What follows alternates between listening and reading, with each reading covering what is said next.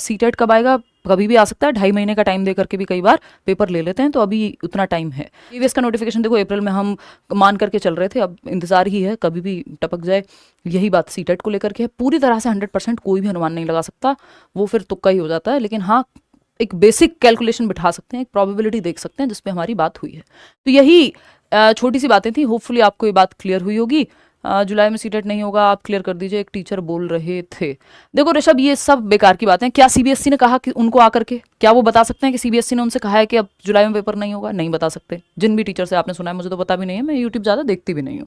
ठीक, देखती भी हूँ तो ये नहीं देख रही हूँ अपने यहाँ जो ये कि कौन सा एग्जाम कब आ रहा है, क्योंकि वो मुझे देना भी नहीं है, और वो अफवाहें ही होती हैं। अगर ऑथेंटिक न्यूज़ होती है तो किसी से बात हो जाएगी सोर्स के थ्रू, और अगर वो भी, उस पर भी मैं अवॉइड करती हूँ आपको आकर के बताना, क्योंकि हो सकता है कि वो गलत निकले वो चीज़, या फिर अगर वो ऑफिशियल आनी ही है तो हफ्ता भर और रुक जाऊं मैं, आपको अपने आप ही पता लग जाएगा, फिर हम ऑफिशियल वेबसाइट से पता कर लेंगे। ठीक है ना? तो कोशिश करनी है क्रेडिबल सोर्सेज की बात माननी है, और ऑफिशियल जो सूत्र हैं उनको देखना है कि अच्छा वेबसाइट पे आगे क्या सीबीएसई ने ऐसा कह दिया कि नहीं लेंगे हम जुलाई में पेपर, नहीं कहा, तो हमको ये सब चीजें नहीं माननी चाहिए, है ना। पेपर, हाँ इतना है कि पेपर 2.5 महीना पहले भी, अगर 2 से 2.5 महीना पहले भी अगर सीटेट का नोटिफिकेशन आ जाए तो एग्जाम हो जाता है 2-2.5 महीने बाद। तो जुलाई में पेपर की अभी भी संभावना है कि अगर कुछ दिन बाद भी आ जाए, अप्रैल में अगर नोटिफिकेशन आ जाता है तो जुलाई में पेपर ले सकते हैं, कोई बहुत बड़ी बात नहीं है, बस आपको फटाफट से तैयारी करनी होगी उस दौरान।